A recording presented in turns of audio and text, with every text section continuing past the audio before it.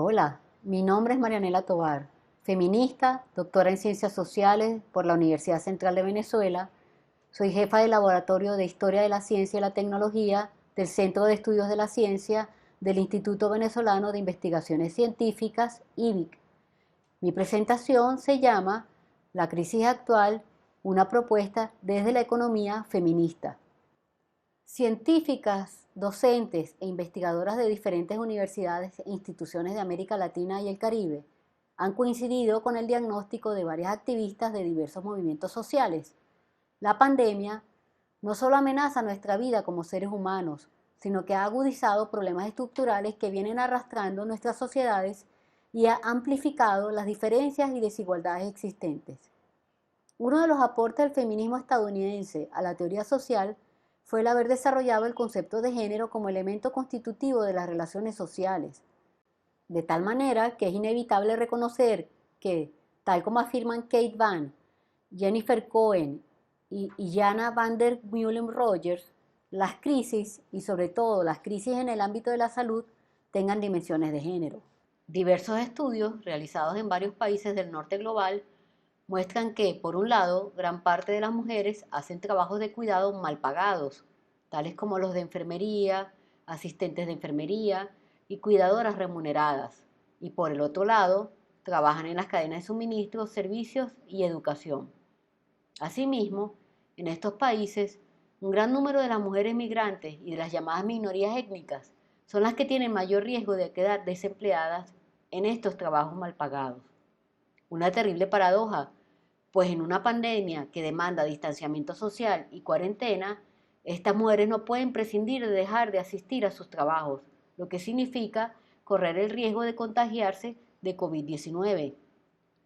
Es de suponer, y así lo registran algunos testimonios, reportes y estudios preliminares, que en el hogar, en donde poco ha cambiado la división sexual del trabajo y en muchos de los cuales hay hacinamiento, las cargas de trabajo no remunerado se haya incrementado, sobre todo si tomamos en cuenta los datos arrojados por las encuestas del manejo del tiempo realizadas en América Latina y el Caribe, y en especial la encuesta nacional sobre el uso del tiempo realizada en México antes de la pandemia. Las mujeres continúan haciendo gran parte del trabajo no remunerado.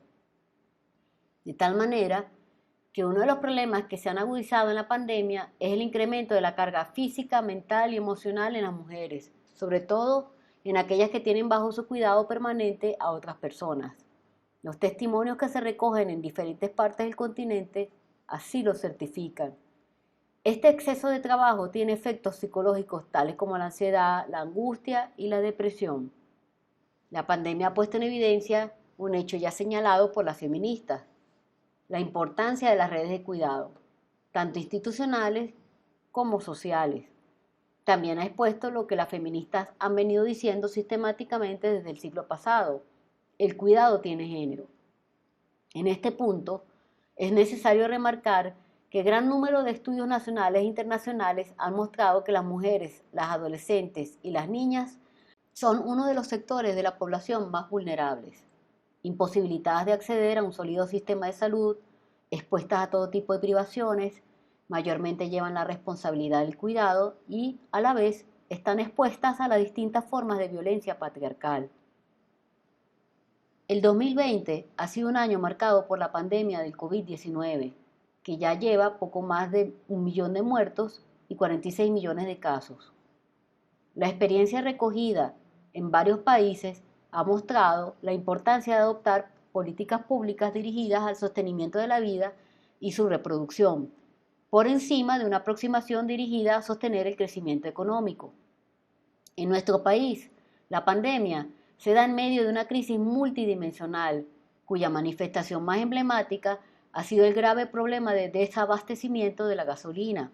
Esta circunstancia nacional, definida por la precariedad, inevitablemente condiciona la forma como las y los habitantes del país viven la pandemia, vivencia que varía dependiendo de la parte de Venezuela en la que se vive.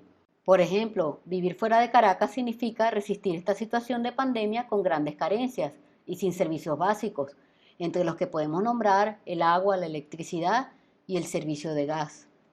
Asimismo, Esta pandemia se da en un contexto nacional caracterizado por el bloqueo económico y financiero que impuso a Estados Unidos, el resquebrajamiento del tejido social, la extensión de la economía de las minas a todo el país, el incremento de las prácticas delictivas a los organismos policiales y militares, la amplificación de la cultura de la corrupción y el aumento de diversas formas de violencia hacia las mujeres, adolescentes y niñas, por nombrar algunos de los rasgos más significativos de nuestra sociedad en los últimos años. Diversas investigaciones y testimonios han mostrado que las mujeres, adolescentes y niñas han sido las más afectadas por la crisis que vive el país desde hace 7 años aproximadamente. Son ellas las que en una situación de precariedad han tenido que cargar con la responsabilidad del cuidado, haciendo largas colas para buscar comida, para abastecerse de agua, buscando medicinas y usando gran parte de su tiempo en resolver los problemas de acceso a la salud de otros miembros de su familia, además de servir de soporte psicológico y emocional. Como en todas las crisis, las mujeres se han visto recargadas en las labores de cuidado de los más vulnerables. De tal forma que la pandemia no ha hecho más que agudizar una crisis que lamentablemente no ha sido lo suficientemente registrada y sistematizada. Igualmente, la pandemia en el contexto de la situación precaria de los sistemas de telecomunicaciones del país es probable que incremente aún más la brecha digital de género y amplíe el analfabetismo tecnológico en las mujeres y adolescentes. La frágil infraestructura de ancho de banda, la imposibilidad para la mayoría de la población de acceder a y de adquirir equipos de computación, les dificulta a ellas y a sus hijas e hijos atender a las clases en la modalidad a distancia. Aquellas que pueden conectarse ahora deben asistir a hijas e hijos en las clases como maestras, con lo que se reduce el tiempo que pueden dedicar a sí mismas o a consagrarse al trabajo en línea, tan importante en estos tiempos. Aunque la crisis ha puesto en evidencia la necesidad del cuidado tanto en el hogar, para quienes lo tengan, como a escala del sistema de salud, el cuidado sigue siendo visto, tal como es todo lo que es feminizado, como algo de poco valor. Ante la actual situación de las mujeres venezolanas en particular y las latinoamericanas y caribeñas en general, ¿qué tenemos que decir las feministas? Antes de responder, hagamos un breve recorrido por algunas elaboraciones teóricas y propuestas que en el pasado se han hecho al problema tan relevante en estos momentos del trabajo de la reproducción de la vida, en el que está incluido el cuidado de las otras y los otros. La valoración ética y política del cuidado ha formado parte importante de las preocupaciones de la filosofía feminista y la teoría feminista a partir de su cuestionamiento al patriarcado capitalista. Tal como nos recuerdan Cristina Carrasco Bengoa y Carme Díaz Corral, ya en el siglo XIX algunas mujeres iniciaron sus críticas a la economía clásica por no discutir la división sexual del trabajo ni otorgarle categoría económica al llamado trabajo doméstico. En el aniversario de 200 años de su nacimiento, es pertinente recordar que a finales de este siglo, Federico Engels fue uno de los primeros que identificó este trabajo como reproducción de la vida inmediata y uno de los factores decisivos de la historia, según el materialismo histórico. Abro cita. Según la teoría materialista, el factor decisivo en la historia es, en última instancia, la producción y la reproducción de la vida inmediata. Pero esta reproducción y reproducción son de dos tipos. De una parte, la producción de medios de existencia, de alimentos, de ropa, de vivienda y de los instrumentos necesarios para producir todo eso. De otra parte, la producción del hombre mismo, la continuación de la especie. El orden social en que viven los hombres en una época o un país dados está condicionado por esos dos tipos de producción, por el grado de desarrollo del trabajo y de la familia. Podemos notar inmediatamente que varios aspectos de lo que Engels denomina producción forman parte en realidad de lo que él entiende por reproducción y eran realizados por mujeres. Según Engels, toda la sociedad moderna se sostiene sobre la esclavitud doméstica de la mujer en la familia monogámica. Pensaba que en la futura sociedad socialista esta situación de las mujeres cambiaría y se transformaría el trabajo de reproducción de la vida adjudicado a las mujeres. Cito, en todo caso cambiará mucho la posición de los hombres, pero también sufrirá profundas modificaciones la de las mujeres, la de todas ellas. Cuando los medios de producción pasen a ser propiedad común, La familia individual dejará de ser la unidad económica de la sociedad. La economía doméstica y el cuidado y educación de los hijos se convertirán en un asunto social. La sociedad cuidará con el mismo esmero de todos los hijos, sean legítimos o naturales. Cierro cita.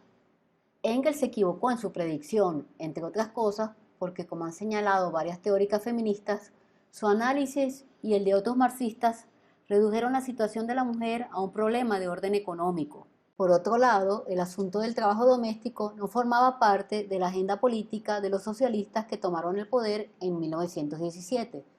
Fue gracias a la presión de mujeres como Alejandra Kollontai y otras dirigentes que los derechos de las mujeres y los problemas del trabajo doméstico fueron tomados en cuenta. Kollontai, al preguntarse sobre el destino de la familia en la nueva sociedad, señaló uno de los problemas que enfrentaba la mujer trabajadora en la sociedad capitalista, un asunto que seguirá siendo objeto de análisis por parte de las feministas socialistas y las feministas economistas hasta el presente. Cito: la mujer casada, la madre que es obrera, sudan sangre para cumplir con 3 tareas que pesan al mismo tiempo sobre ella. Disponer de las horas necesarias para el trabajo, lo mismo que hace su marido, en alguna industria o establecimiento comercial, consagrarse después lo mejor posible a los quehaceres domésticos y, por último, cuidar de sus hijos. Cierro cita. Señalaba Kollontai que el capitalismo había propiciado que el trabajo doméstico individual fuera desapareciendo para ser sustituido por el trabajo colectivo. En la sociedad comunista, la mujer trabajadora no sería esclava del trabajo doméstico. En lo que se refiere al cuidado de los hijos, Kollontai consideraba que la sociedad, por medio del Estado, debía hacerse cargo de esta obligación. Señalaba que en la sociedad capitalista algunas obligaciones ya habían pasado a ser responsabilidad del Estado, tales como la educación. En la Unión Soviética, estas responsabilidades se estaban ampliando mucho más hasta el cuidado de la maternidad. Desafortunadamente, gran parte de estas iniciativas tempranas, cercanas a lo que se ha denominado sistema de cuidado, se vieron truncadas y hasta revertidas en los años posteriores. En los países socialistas que surgieron después de la Unión Soviética, no aparecieron organizaciones de mujeres que presionaran a sus respectivos estados a tomar medidas similares a las propuestas por Kollontai en relación a la adopción por parte de estos del trabajo de cuidado adjudicado a las mujeres. En la segunda mitad del siglo XX surge en algunos países de Europa y en Estados Unidos una sistemática reflexión teórica en torno a la división sexual del trabajo, el trabajo doméstico y la intrínseca relación de este con la supervivencia del patriarcado capitalista. Siguiendo esta línea de investigación, algunas feministas economistas, feministas socialistas y ecofeministas han mostrado en sus estudios que el llamado trabajo de reproducción de la vida es la parte invisible de la dinámica económica que sostiene el capitalismo global. En este sentido, como han destacado Carrasco Bengoa y Díaz Corral, sus trabajos han cuestionado las bases conceptuales y metodológicas de la economía neoclásica. Feministas tales como Juliette Michel, María Rosa Dalla Costa, Heidi Hartman, Iris Young, Michelle Barrett, entre otras, han reflexionado sobre la importancia económica, política y teórica de la división sexual del trabajo y, en específico, del trabajo doméstico. Asimismo, Antonella Picchio ha demostrado que el llamado trabajo doméstico es la verdadera economía real, pues todas las actividades reconocidas como productivas dependen de él. Por otra parte, Marilyn Waring realizó una gran contribución a la economía al criticar las normas internacionales de las medidas de crecimiento económico debido a que excluían a la naturaleza y al trabajo de reproducción. Sus trabajos, tal como señala Silvia Federici, han abierto todo un abanico de investigaciones que van desde los estudios sobre el trabajo de los cuidados hasta la creación de nuevos conceptos tales como el patriarcado del salario de la propia Federici. No hay que olvidar que estas reflexiones han estado acompañadas de diversas luchas y propuestas concretas. En nuestro continente, la discusión sobre el rol económico de la economía del cuidado y la interrelación entre la organización social del cuidado y la reproducción de la desigualdad ha estado ganando terreno, tal como lo reconoce Corina Rodríguez Enríquez. Asimismo, Rodríguez Enríquez señala en una investigación publicada 3 años antes de la pandemia que, cito, la evidencia muestra que el trabajo de cuidado es asumido mayormente por los hogares y dentro de los hogares por las mujeres.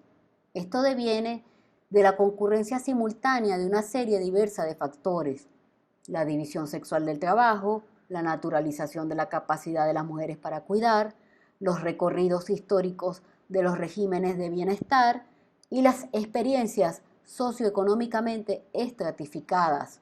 Cierro cita. Afirma Rodríguez Enríquez que a pesar de la heterogeneidad característica de América Latina, la organización social del cuidado es injusta y este es un problema que presenta grandes desafíos y al que hay que enfrentar para transformarlo. Algunos de ustedes, para quienes el propósito de este recorrido no ha sido evidente, se preguntarán el por qué lo hemos hecho. Lo hemos hecho porque consideramos, al igual que las académicas mencionadas al inicio de esta exposición, que en los actuales momentos de pandemia, cuando un número considerable de familias se han visto confinadas, el hogar se ha convertido en un espacio de escrutinio en lo relacionado al trabajo de cuidado y sus relaciones de poder. En la actualidad vivimos en un mundo donde la mayoría de las personas que viven en pobreza extrema son mujeres y, según proyecciones del PNUD, el COVID-19 ampliará la brecha entre las mujeres y los hombres. Entonces, este contexto nos presiona a las feministas a enfrentar el desafío de presentar soluciones desde la economía feminista. No se trata de proponer como alternativa una economía del amor dentro del capitalismo y sin tocar el problema del trabajo de las mujeres ni la economía del cuidado. No puede hacerse, además, sin profundizar en la tradicional dinámica entre trabajo remunerado y no remunerado, que mayormente hacen las mujeres, la cual podría estar reforzándose durante el tiempo de pandemia de COVID-19. Reflexiones que, desde la economía feminista, van al corazón de la división sexual del trabajo, que hasta ahora se ha presentado como la roca viva de la teoría económica. En estos tiempos, en los que las desigualdades se han incrementado y los males sociales agudizado, la vida misma está amenazada. Una situación sintetizada en el enunciado conflicto capital-vida. Es imprescindible pensar la pandemia y el futuro pospandemia desde una perspectiva feminista. ¿Qué proponemos hacer desde el feminismo para enfrentar la crisis y el tiempo pospandemia? Si algo ha demostrado esta crisis es que no podemos vivir sin esa parte de la vida, muchas veces desvalorizada, que en el siglo XIX fue denominada reproducción de la vida y que ha recaído históricamente en las mujeres. Ahora, más que nunca, las feministas debemos proponer que las políticas económicas y las políticas públicas se construyan desde una perspectiva feminista. Tenemos que presionar para que se construyan políticas económicas ecofeministas, políticas económicas que en lugar de estar orientadas solamente en el crecimiento económico a través del extractivismo y la mercantilización de todo lo vivo, se orienten a la transformación social del cuidado y la construcción de una economía que no siga exterminando a la naturaleza y acabe con la explotación de una mayoría para el beneficio privado de pocos. Una economía que contribuya a acabar con la desigualdad entre hombres y mujeres, una economía que favorezca todo tipo de vida. Ya está más que demostrado que el actual sistema económico está llevando a la destrucción de todos los ecosistemas. Asimismo, es importante fortalecer una línea de investigación sobre la división sexual del trabajo, que esté intrínsecamente unida a la construcción de una historia económica feminista. También es preciso terminar de despojar estos estudios de los remanentes biologicistas y esencialistas que dominan el discurso político nacional, a la vez que se exploran sus efectos sociales, políticos y éticos en la sociedad venezolana y en las mujeres. Esta lucha debe ir acompañada de una movilización y una presión constante por parte de las feministas para que la crisis no sirva de excusa para que los decisores políticos, una vez más, traten la agenda de las mujeres como un asunto sin importancia, y en específico, para que se siga avanzando y no se retroceda en los derechos sexuales y en los derechos reproductivos de las venezolanas, las caribeñas y las latinoamericanas.